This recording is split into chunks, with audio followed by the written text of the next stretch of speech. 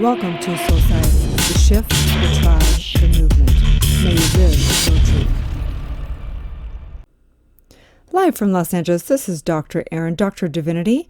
We come together each day to know the truth, live on spiritual principle, and align with universal laws. We also come together as a spiritual community in Soulciete. We are committed to being the #1 spiritual leaders community in the world, committed to enlightenment, empowerment, and entrepreneurship. We truly believe that when somebody awakens, they have a gift and message to bring to the world. And our mission is to awaken 1 billion people globally. So let's do this thing. But before we begin, I have a favor to ask. I am wondering if you guys would give this podcast a review. If you've gotten value out of it at all, I am wondering if you would give me the gift of giving a 5-star review and telling a friend about it if you really feel like you've gotten value out of this, okay? So let's do this thing. We are in the series of Live Your Truth. This is number 5 of a 12 series on Live Your Truth. And we are talking about the truth triangle. So what does it mean to live your truth, I guess is the first question, right? So this means that there are ultimate truths and relative truths, right? The ultimate truth is things like energy cannot be destroyed. From a spiritual truth, an ultimate truth is that you are an eternal, immortal, all-powerful, all-knowing spiritual being. You are the spirit. You are, one as God, not as your individual self, but as your true identity, okay? The true identity of the I am that you are. And so to live your truth is to live your relative truth. Each person has a unique truth. They have a unique perspective. What works for them in the realm of money, in the realm of health, in the realm of creative expression, in the realm of their relationships is unique for them. And so the process of birthing your truth and living your truth is beginning to deprogram mostly from what the culture has told you and your genetic codes. You have memory. Your DNA, epigenetics has proven this, that you have all the memory of all the lifetimes. So the point is that even science says that it's something around 97% of all of your actions are just automated systems from your subconscious mind. You're a habitual being. And so the goal is to get to choice and freedom of choice and free will as much as possible and begin to live in alignment with what really truly works for you, getting down to your core values and understanding what you like and what you don't like and living in accordance with your purpose and leaving the legacy in this lifetime. So in the first 4 of this series, we have walked you through, how to reprogram your subconscious mind. And we use the computer analogy around how your subconscious mind is very much like a computer system. The conscious mind, the creative process, imprints upon the subconscious mind, which is considered the subjective mind, which is one with universal law. And so it literally goes out and reflects back. Life is the ultimate mirror of what's going on within your subconscious. It is a great mirror for you to look at and reflect upon and contemplate and say, where do I want to shift and where do I want to stay the same, right? We've taken you through the truth triangle, understanding that we're birthing your true power, your true passion, and your true purpose. And this is done through everything from trauma work to shifting back to your true identity and then getting into your core values and understanding where you need to put boundaries in your life and really living authentic and powerfully as what brings you joy. And then we get into birthing your purpose, and that is all around understanding the suffering that you've gone through in this lifetime and past lifetimes so that you can complete your DNA, anything negative, any energetic negativity in your DNA, neutralize it, and begin to create what you do want to create for your lineage. So basically, you're here to heal your DNA, neutralize anything negative on the DNA, use what works and leave the rest behind, as they say. So we are going to do this. We are still in the side of the truth triangle that's about birthing your power. So again, the 3 sides of the truth triangle are birthing your power, birthing your passion, and birthing your purpose. And then in the center of the triangle is living your truth. So you birth your truth on the outside of the triangle, and then you live your truth on the inside of the triangle, okay? So right now we are in the first side of the triangle still, about power. We're sort of birthing your power. So this podcast is called Identity Shifting. This is a process, and working with lots of one-on-one clients, celebrities, CEOs, single moms, and then now training and developing spiritual leaders within Soulciete. This is one of the things that the girls get trained in. There's a 300-hour certification program to become a spiritual leader, ambassador, and this is one of the processes that they learn. So identity shifting. Here's the deal. All spiritual work is identity shifting. Spiritual recovery is a restoration of consciousness back to the I am identity. The I am identity is basically the identity that really experiences and understands that it is everything, that it is the I am, the one thing, the one spirit that has created the entire universe, and that may be having the experience of being individual, but really the truth is that you're everything. You are the oneness, okay? It is the merging of the individual self into the divided self. So you're going and you're basically, all identity shifting is shifting from the divided self, feeling lonely, feeling different, feeling divided, feeling confused, all that kind of stuff, shifting into the divine identity, which is the vine, right? It's like it is one with everything. It understands it's connected. It understands that it is the cause. It understands that it is love, that it can never be divided or lonely or sad, that it is the source. So this is the union of yoga of the mind, experiencing the wholeness and holiness within. So this is some of my favorite work because, you know, when I began to seek spirituality years ago, I didn't know where to go. I didn't know, there's all these books and they kind of give you some little distinctions here and there. And they give you some great distinctions, like intention is so important and manifesting and all this stuff. But they never broke down basic, like what is spirituality? Spirituality is the reality that everything comes from spirit and you are spirit, right? And then so how does that create into existence? Through our mind. Well, we have this thing called the subjective mind, which is really the same as saying the soul. And so you have an individual use of all energy that basically condenses through the beliefs within your soul. And so you basically get an identity. It's a man-made concept, right? It's a man-made concept to have an identity. I'm a man. You're a woman.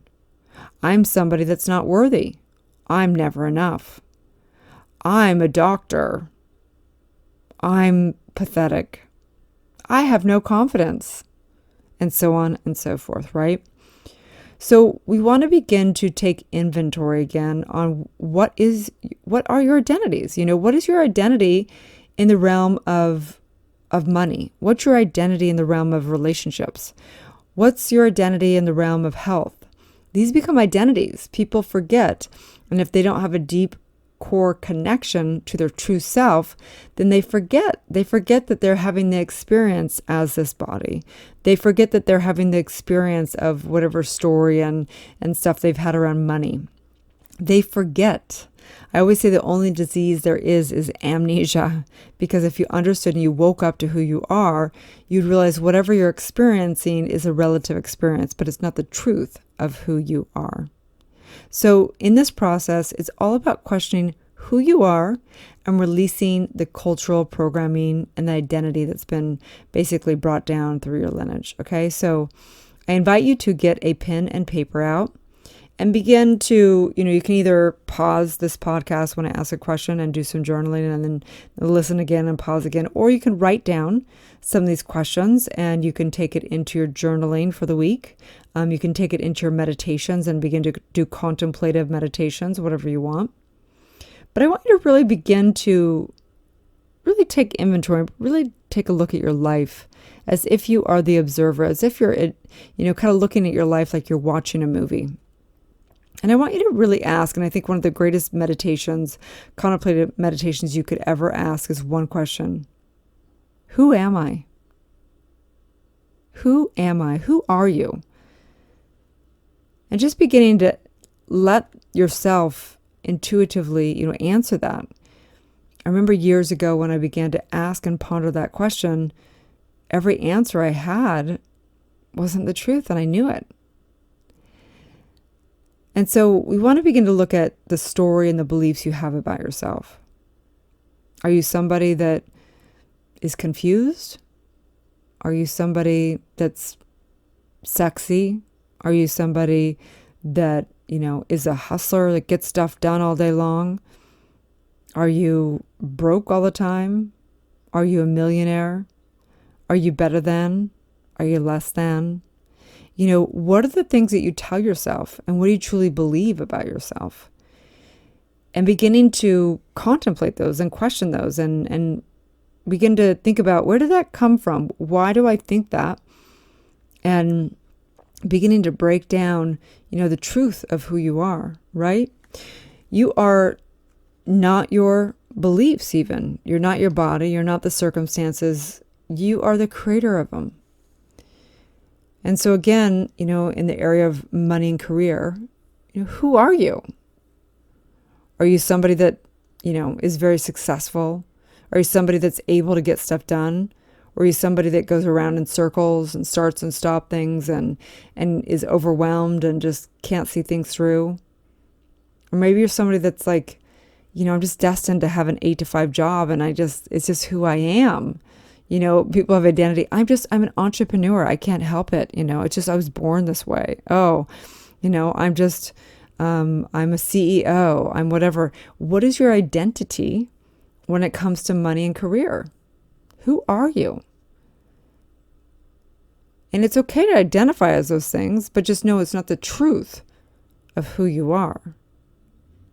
So what story or beliefs do you have about yourself in these areas of your life? And just beginning to ponder, this is really identity shifting. And if there's an area of your life that you feel powerful and you feel expressed, then great, keep it. But if you don't, and you feel disempowered, there has to be a lie, okay? There has to be a lie. A lot of times I found also that there's people that they think they got it all figured out, and they think they're like, really hyped on who they've become in the realm of, say, money and career. And then all of a sudden, they start to have what's called a midlife crisis, right? So usually this is because they have built their whole identity around the material objects that they own, the big house on the hill, making 6-7 figures. It gives them confidence. They got validation for all the stuff. And then what sometimes happens in midlife crisis is their values change. They shift. And they don't care as much about all these things. And they don't care about the validation as much. And they're not getting the same high that they got off of, making 6 or 7 figures before. And they don't care about getting the girl or guy as much.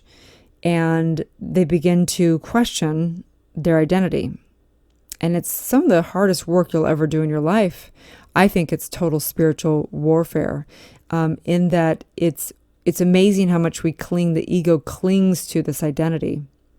And when that identity is either questioned or challenged, maybe there's an economical change and you don't have what you used to have, or your values majorly shift, it can be really, really shocking to people. They don't know who they are. They don't really know why they're doing what they're doing. And it can be very gnarly. So identity shifting is actually really intense work, whether you do it in sessions or whether life just has you do it, right? Because you're going to do this work regardless of whether you go seek it out or the universe will make you do it either way. So the next area to really begin to contemplate and meditate on or journal on is the area of relationships and love. And for me, I remember this was one of the biggest identity shifting for me, being someone who is very codependent. And I really got my self-worth from whatever relationship I was in. And I got validation from the culture of, being a pretty girl and being wanted and being chased and things like that. And when I began to do my inner spiritual work, it really shook me to a core, in that if I wasn't that, if I wasn't, someone's wanting desire, who was I, And as I began to, shift my values and know that I am love, I don't need to get it out there. I don't need to seek it or get validated by it. It really was really tough for me. If I'm not here just to seek, romantic love, and the high of that initial, relationship, then who am I, and what motivates me? And I actually went through a little bit of like I don't know if I'd call it a depression at that point in time, but it was definitely a depression at some level. And because I didn't know that was what was driving me. I didn't realize that was my primary driver in this life. And so it took me some time to really make that identity shift and be okay, with or without a relationship, and with that identity or not identity, and having people seek me and chase me or not. And so, again, going back into this, I invite you to go into meditation, go into contemplation, or just contemplate throughout the day. When it comes to relationships and love, who are you? Ask yourself, who am I? What story do you tell yourself, or beliefs do you have about yourself in this area of your life? And why? And, I think also beginning to meditate on what I call your deathbed, meaning that, when you're older, people may not be chasing after you, right? Like, what does it look like? What do you have in your life if it's not about someone chasing you, or you chasing somebody in a relationship? What is going to be that unshakable aspect of yourself? And that's why our spiritual practice is imperative, because things can come and go. The whole manifesting movement is a trap, and things come and go. And yes, I'm all for having luxury and having beautiful things. But if I attach to it and I cling to it, and it is the source of my happiness, then that's not going to end well, I promise you. So beginning to just contemplate in the realm of relationships and love, who are you? And then when it comes to the next area of your life, health and wellness, who are you? I've worked with clients that have had chronic illness their entire life, and it's fascinating. It's actually an identity that they have. Who would you be if you weren't sick? Who would you be if you didn't have poor energy? Who would you be if you were just healthy? And literally people can't even get their heads around it, right? Like, it's such an identity for some people that they can't imagine life without complaining about how they're feeling, or the pain that they have, or the sadness, or the sickness, or the low energy, or whatever it may be. It's an identity.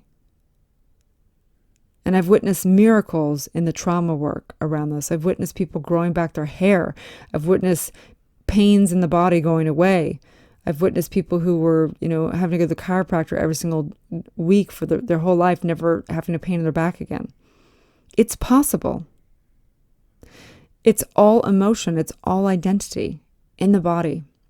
So what story do you tell yourself, or beliefs do you have about yourself in the area of health and wellness?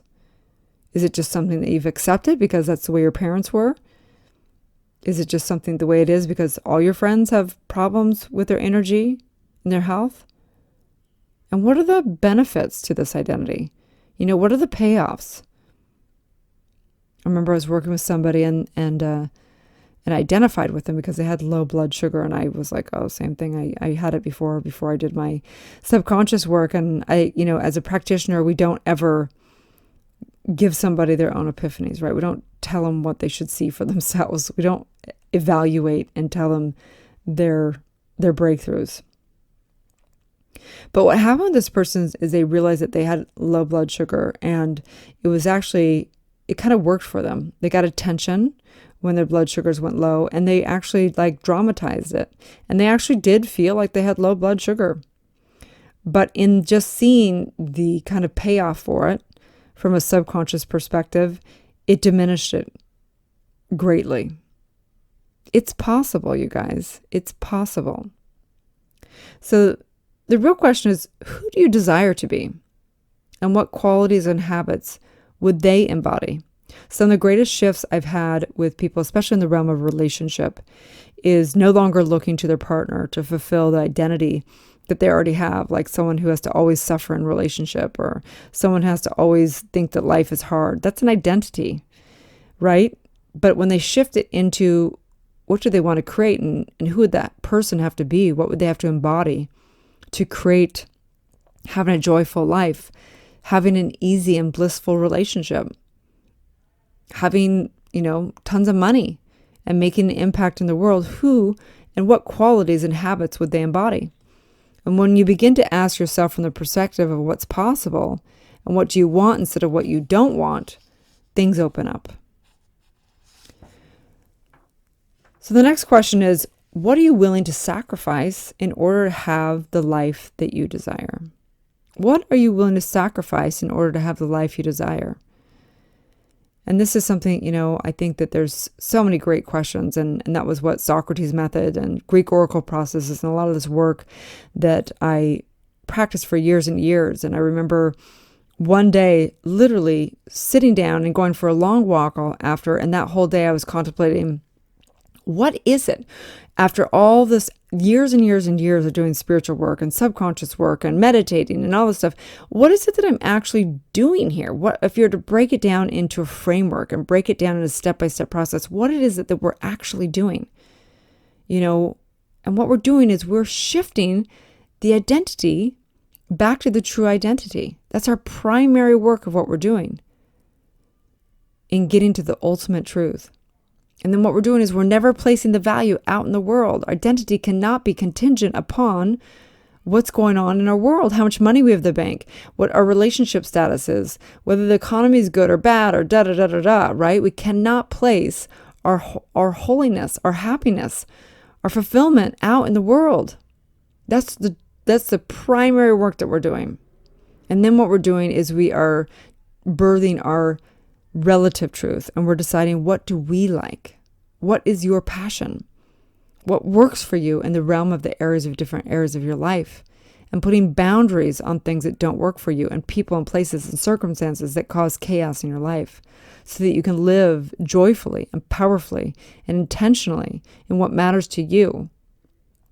And then we're really leaving our legacy.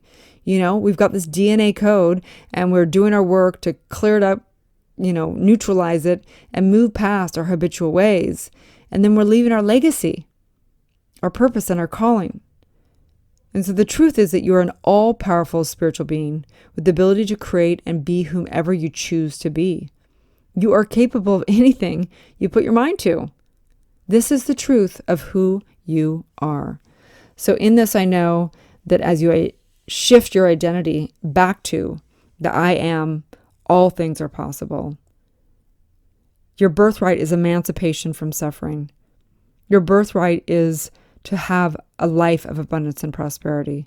Your birthright is love because it's who you are. Your birthright is divinity. And I simply know this. I will never, ever not know this. And this is why I get to be righteous. Because anybody who truly knows the truth for you deserves to say it boldly, powerfully, and without any excuses, unapologetically, with total confidence and certainty. And that's what I know for you. You are an all-powerful spiritual being. Your true identity is I am. The I am that is everything. It's created everything. Have a beautiful day, you guys, and may you live your truth. Thanks again for tuning in to Dr. Erin and Soulciete podcast. I'd like to invite you to write a review on iTunes. Also, I have a free gift for you, a money meditation and worksheet, which you can find at soulciete.com. That's www.soulciete.com. Or 30 guided meditations at drerin.tv. That's www.drerin.tv. We also hold monthly Soulciete events that are all about transformation and building extraordinary community.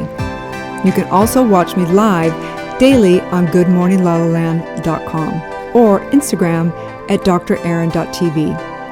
Grab your free manifestation masterclass with the purchase of my international best-selling book, Awakening. a 40-day guide to unleashing your spiritual powers, life purpose, and manifesting your dreams at erinfallhaskell.com/awakening book.